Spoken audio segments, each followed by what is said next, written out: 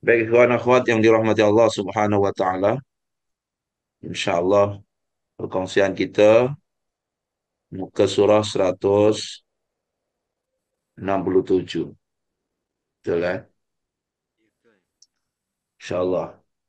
Sebelumnya sama-sama kita baca surah Al-Fatihah, kita tujukan pada Rasul sallallahu alaihi wasallam, keluarganya dan juga sahabat-sahabatnya serta pengikut sahabat hingga ke hari kiamat. Tak lupa kepada guru-guru kita, orang tua kita, bil khusus kepada muallif hadzal kitab Shahibus Sirril Wafi wal Akhlaqin Naki wal Fahmi Sofi Sayyidina Syahmat Asrari Al-Saki radhiyallahu anhu wa anallahu bihi wa bi ulumihi wa bi asrari bitarani amin. Fatihah.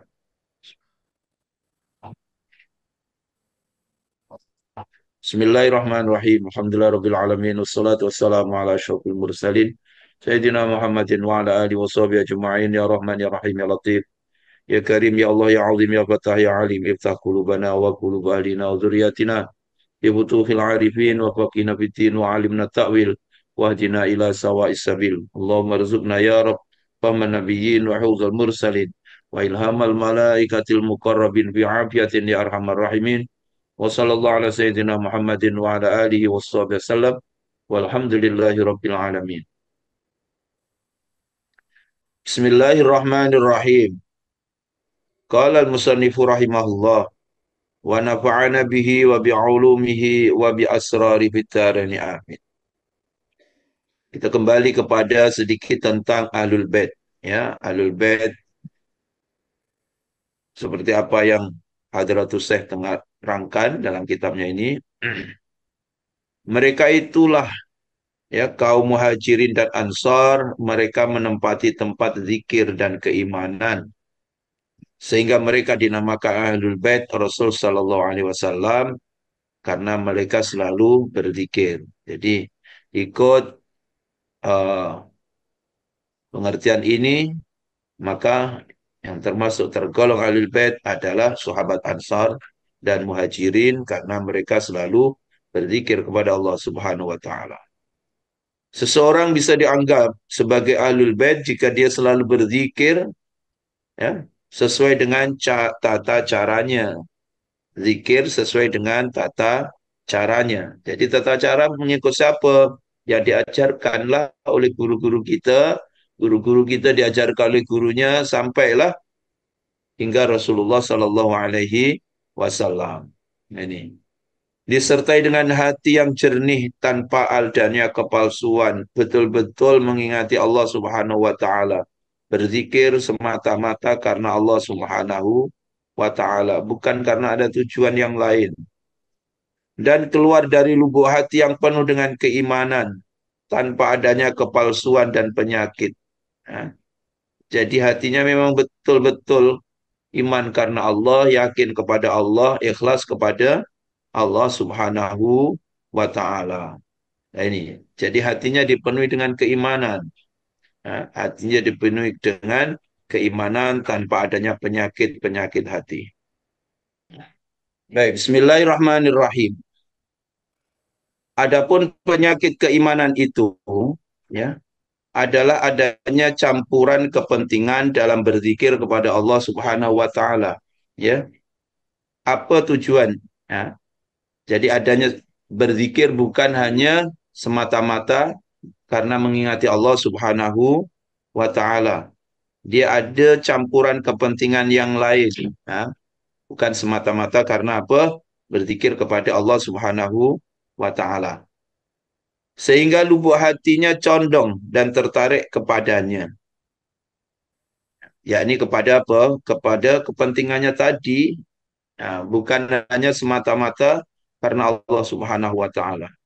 Lupa darinya, merasa berat mengikuti perintahnya dan terlena tidak dapat mengingatnya. Karena apa? Karena pengaruh kepentingan-kepentingan tadi. Apapun yang melalaikan kita daripada mengingati Allah Subhanahu wa taala. Apapun, ya, perjuangan ke apa saja. Maka itu Allah Subhanahu wa taala ingatkan kita dalam surah Al-Munafikun ayat 9. Ya ayyuhalladzina amanu la tulhikum amwalukum wala auladukum an dzikrillah wa may yaf'al dzalika fa ulaika humul khasirun. Hai orang-orang yang beriman, janganlah hartamu dan anak-anakmu melalaikan kamu daripada mengingat Allah Subhanahu wa taala. Barang siapa yang berbuat demikian, maka mereka itulah orang-orang yang merugi. Nah ini, baik. Jangan sampai harta kita, anak-anak kita, apapun jugalah ya selain Allah melalaikan kita daripada mengingati Allah Subhanahu wa taala. Tapi dalam kenyataannya kehidupan kita ini banyak benda-benda yang melalaikan kita daripada mengingati Allah Subhanahu wa taala, kan? Dan maka kita berusaha beristighfar kepada Allah Subhanahu wa taala. Tanpa bantuan Allah, kita tak akan mampu untuk berzikir kepada Allah. Maka itu doanya Rasulullah, a'inna ala zikrika. Ya Allah, tolong kami untuk senantiasa dapat mengingatimu. Kan? Untuk dapat senantiasa mengingati Allah Subhanahu wa taala. Jangankan di luar salat, dalam salat pun kita sering lalai daripada mengingati Allah Subhanahu wa taala. Apatah lagi dengan kesibukan kat luar, kan? Dengan kesibukan di luar. Ini orang-orang awam macam kita ini macam gitulah, kan? Keimanannya yang masih tipis, jangankan di dalam sholat, di luar sholat pun kita, ya jangankan di luar sholat, di dalam sholat pun nak mengingati Allah susah. Tapi kalaulah golongan-golongan yang istimewa, golongan-golongan yang sudah memang dipilih oleh Allah, jangankan dalam sholat, di luar sholat pun ingat Allah. Maka istilahnya disebut apa? Sholatul daim, senantiasa dalam sholat. Sebab sholat itu untuk mengingati Allah. Jadi kalau orang senantiasa senantiasa sholat, senantiasa ingat Allah, maka digambarkan seperti orang yang senantiasa sholat. Maka dikatakan sholat ad-daim. Baik.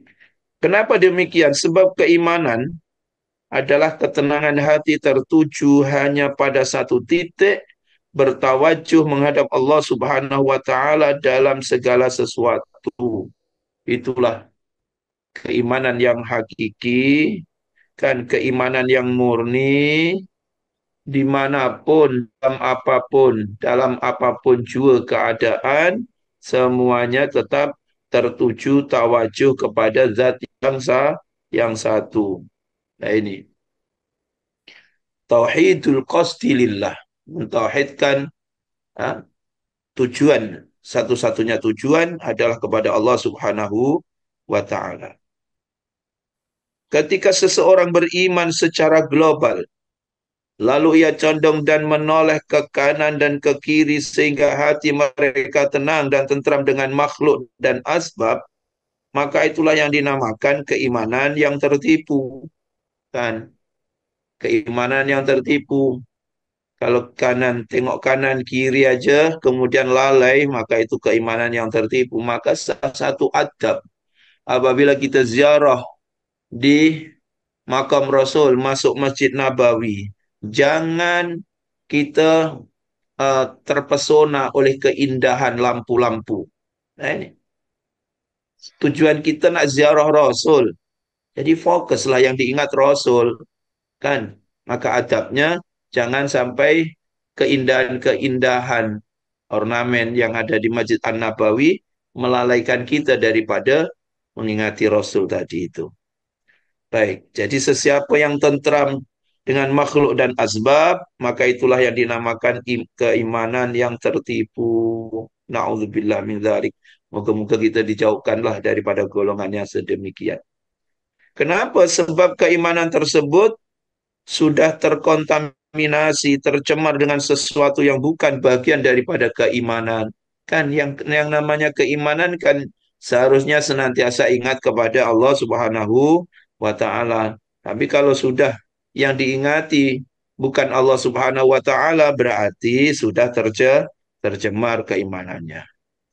Sedangkan hati para nabi dan wali, kan, sedangkan hati para nabi dan wali ala nabina wa alaihi wassalatu wassalam, selalu tenang dan tenteram tertuju hanya pada yang satu titik, bertawajuh menghadap Allah Subhanahu wa taala. Maka itu alladzina amanu wa tatmainnu qulubuhum bidzikrillah. Orang-orang yang beriman yang tenang hatinya mengingati Allah, ala bidzikrillah tatmainnul qulub. Ingat, dengan mengingati Allah hati akan tenang. Maka hati para nabi tenang, selalu tenang dan tentram, tertuju hanya pada satu titik, yaitu bertawajuh menghadap Allah Subhanahu wa taala. Selalu mengawasi dan memantau semua hijab keghaiban yang keluar dari kehendak dan pengaturan Allah Subhanahu wa taala. Nah, jadi akhirnya apa? Semuanya karena Allah, semuanya karena Allah. Lah ini, ya, senantiasa mengawasi dan memantau perkara-perkara hijab keghaiban yang keluar dari kehendak dan pengaturan Allah. Ya. Sehingga mereka menghadap pada Allah Subhanahu wa taala dengan penuh kegembiraan dan ketangkasan terhadap semua kehendak dan ketetapannya. Ini karena kecintaannya tadi, karena keimanannya yang menang, iman yang jitu, iman yang hakiki kepada Allah, maka dia senantiasa gembira. Nah ini, apapun ketentuan Allah, dia gembira. Kan? Apapun ujian yang Allah berikan, dia gembira nih. Jadi senantiasa gembira dan ketangkasan, ya, penuh kegembiraan dan ketangkasan terhadap semua kehendak dan ketetapan Allah. Rendah diri serta khusyuk jiwa mereka. Ya, senantiasa apa? Merendahkan dirinya. Sebab merasa apa? Contoh seperti apa yang diajarkan oleh Hadratus Syekh dalam munajat yang pertama, kan, merendahkan diri, meletakkan dirinya di bawah telapak kaki orang lain, ya kan? Tapi memang susah, berat, nak merasakan dirinya lebih hina daripada orang lain. Itulah yang dinamakan tawadhu, kan? Merasa dirinya lebih lebih lebih bodoh dari orang lain, merasa dirinya lebih hina daripada orang lain. Nah ini susah, meletakkan diri seperti itu susah. Nah ini yang ada hanya sombong, kan? Sebab terhijab oleh ilmunya, terhijab oleh pangkatnya, terhijab oleh apa? Kedudukannya, terhijab oleh nasabnya. Nah, sehingga susah nak merasa lebih hina daripada orang lain karena mungkin merasa nasab dirinya lebih baik daripada nasab orang lain. Merasa dirinya lebih hebat daripada orang lain. Merasa dirinya lebih pandai daripada orang lain. Maka susah. Nah, apa? Nak rendah diri tadi itu. Apatah lagi nak meletakkan diri kita di bawah telapak kaki orang lain. Tapi begitulah yang diajarkan oleh Hadratus Syekh. Nak melatih diri kita supaya kita merasa rendah diri. Ah, ini. Supaya kita merasa rendah diri betul-betul. Dan itulah pintu yang dilalui oleh Kanjeng Syekh radhiyallahu an. Pintu apa? Terasa hina, pecahnya hati karena merasa senantiasa ada keperluan kepada Allah. Itulah pintu itulah yang jarang orang memasuki katanya. Ya, nak masuk surga menerusi ibadah yang lain semua dah penuh, tapi pintu merasa merasa hatinya pecah, merasa hina tadi, jarang orang yang menerusi pintu tersebut. Nah ini, maka Kanjeng Syekh mengajak murid-muridnya untuk mengikuti beliau masuk ke pintu Allah, menerusi pintu tersebut. Ingkisar, ya, merasa hina, merasa senantiasa perlu kepada Allah Subhanahu wa taala. Kenapa mereka boleh seperti itu? Ya, boleh rendah diri serta khusyuk jiwa mereka sebab syahwat mereka telah mati akibat kebesaran dan keagungan Allah Subhanahu wa taala. Dah tak ada apa-apanya lagi sebab Al-Akbar huwallah. Kan merasakan bahwa yang maha agung hanyalah Allah, yang maha besar hanyalah Allah. Sehingga apa? Dia syahwat mereka mati. Ya ini. Dah istilahnya dah semua diserahkan kepada Allah. Tak ada tak ada keinginan menerusi apa namanya, menerusi nafsunya, tak ada keinginan langsung, kan? Maka kalau golongan seperti ini para nabi dan para rasul, maka apa yang dilakukan semuanya adalah dairatun, berkisar antara wajib dan sunnah. Walaupun perkara yang harus, ya, walaupun perkara yang harus, pada akhirnya dia lakukan dalam nilai sunnah ataupun wajib ini. Nah, sebab apa? Dah tak ada syahwat. Semuanya karena Allah, kan? Karena Allah. Baik. Oleh karenanya, ya, oleh karenanya orang-orang yang berhak disebut oleh Allah adalah orang-orang yang selalu berzikir dan selalu disebut oleh Allah dengan hakikat zikir mereka, kan? Maka itu Allah Subhanahu wa taala, fadhkuruni azkurkum. Ingatlah kamu kepadaku, aku akan ingat kepadamu. Jadi, kalau kita nak Allah sebut kita, maka kita kena senantiasa ingat kepada Allah Subhanahu wa taala. Golongan tadi itu adalah orang-orang yang berhak disebut oleh Allah karena orang-orang yang selalu berzikir dan selalu disebut oleh Allah dengan hakikat zikir mereka tadi. Bukan hanya zikiran lesan saja, memang hatinya pun tak pernah terpisah daripada Allah Subhanahu wa taala. Kan semuanya disatukan kepada Allah. Yakni ketika mereka berzikir tidak ada sisa-sisa sedikit pun pada hati mereka untuk mengingat diri mereka. Nah, jangankan mengingat orang lain, mengingat dirinya pun tak sempat. Yang diingat hanya Allah Subhanahu wa taala. Tak sempat nak meminta apa-apa. Kita ini masih meminta, berarti masih ada bagian diri kita masih ada, kan? Tapi golongan-golongan seperti ini ketika berzikir tidak ada sisa sedikit pun pada hati mereka untuk mengingat diri mereka dan mengingat makhluk. Yakni disebutkan apa? Hilang rasa manusia dan kemanusiaannya. Yakni orang ini sudah fana.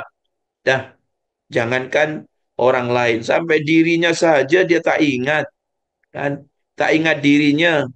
Maka kalau golongan yang sudah fana ini tak ada kepingin makan, tak ada kepingin minum, sebab dah fana, kan?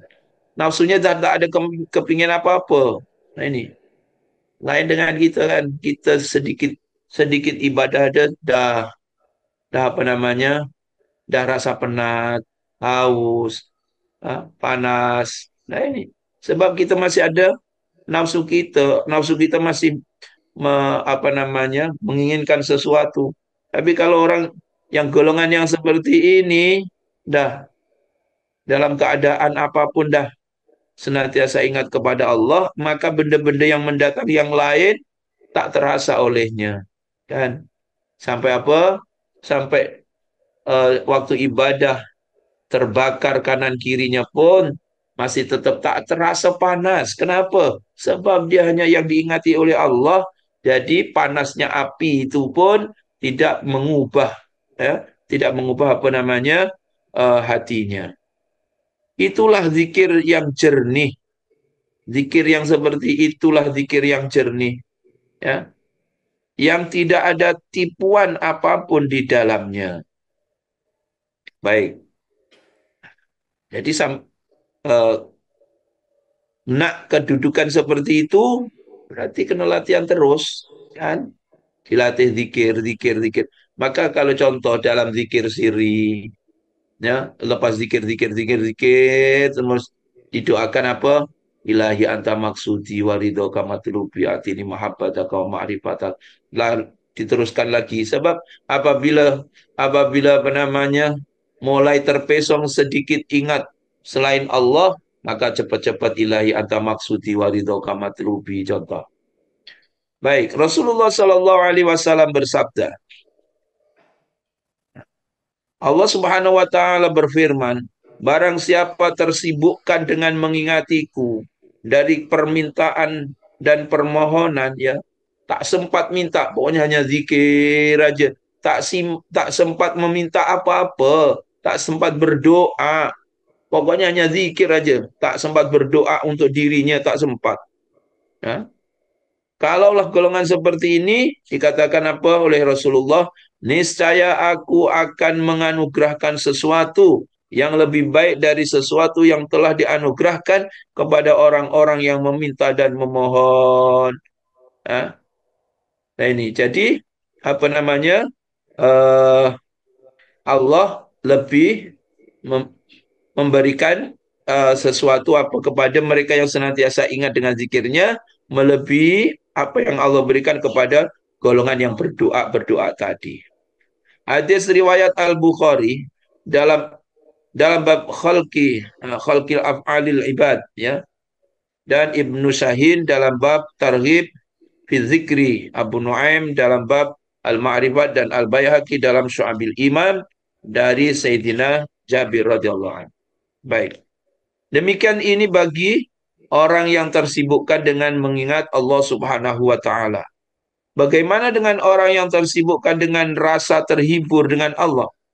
Nah, kalau tadi orang yang sibuk mengingati Allah, yang sekarang kalau orang yang tersibukkan dengan rasa terhibur, justru merasa terhibur dengan Allah Subhanahu wa taala, macam mana? Demikian ini dengan orang yang tersibukkan dengan rasa terhibur dengan Allah. Bagaimana dengan orang yang tersibukkan oleh Allah dengan keagungan dan kebesaran kemuliaannya? Berarti ini tingkatan semakin tinggi, semakin tinggi, semakin tinggi. Nah ini. Ya. Dan bagaimana dengan orang yang tersibukkan oleh Allah dengan keesaannya dalam keesaannya? Allahu Akbar. Nah ini. Jadi semakin hilang rasa kemanusiaannya tadi. Semakin tinggi kedudukan derajatnya di sisi Allah. Mereka itulah orang yang diisyaratkan oleh sabda Rasulullah Sallallahu Alaihi Wasallam, ya, yang disebutkan apa? Berjalanlah kalian, sesungguhnya al-mufarridun itu telah berjalan dengan cepat dan kencang. Beliau ditanya siapa al-mufarridun, ya, al-mufarridun. Beliau menjawab yaitu orang-orang yang mengigau dalam berzikir. Nah, mengigau dalam berzikir. Sampai mengigau. Berarti dia dah tak ingat apa-apa. Nah ini. Mereka kelak di hari kiamat datang dalam keadaan riang gembira. Ya. Dan zikir tersebut akan mengurangi dan menghilangkan segala kesusahan dan keberatan mereka. Hadis riwayat Al-Hakim At-Tirmidzi. Imam Muslim juga meriwayatkan dari Sayyidina Abi Hurairah radhiyallahu an dengan lafaz Rasulullah Shallallahu alaihi wasallam meniti jalan Makkah. Ketika melewati gunung Jamdan, beliau bersabda, "Berjalanlah kalian, ini gunung Jamdan, dan Al-Mufarridun itu telah berjalan dengan cepat dan kencang." Ya. Maksudnya berjalan menuju Allah Subhanahu wa taala. Para sahabat bertanya, "Siapa Al-Mufarridun?" Beliau sallallahu alaihi wasallam jawab, yaitu orang-orang yang banyak berzikir, baik laki-laki ataupun perempuan. Kan? Wazakirin Allah katsiran wazakirat. Kan? Ini di antara ciri-ciri al-muttaqin. Orang sama ada laki-laki atau perempuan yang banyak berzikir kepada Allah Subhanahu wa taala. Baik. Imam Hakim juga meriwayatkan dengan redaksi yang sesuai dengan kriteria Sahih Bukhari dan Sahih Muslim, yaitu orang-orang yang mengigau dengan berzikir, ya, mengigaunya aja dengan berzikir. Nah ini, baik. Kalau mengigau berzikir, mungkin sebelum tidur kan, sebelum tidur dia yang diingati hanya Allah Subhanahu Wa Taala. Maka dalam apa yang diingati sebelum tidur, datanglah waktu tidur, kan? Sampai mengigau-mengigau. Mungkin yang dipikiri khol, yang dipikiri majelis zikir, macam mana esok majelisnya ini, macam mana, macam mana, macam mana. Pokoknya tak sempat mikir yang lain, yang dipikiri pokoknya hanya majelis zikir. Sampai terbawa-bawa dalam tidurnya. Nah, ini. Karena apa? Kecintaannya kepada zikir tadi itu. Sehingga mengigau dengan berzikir. Baik. Kemudian,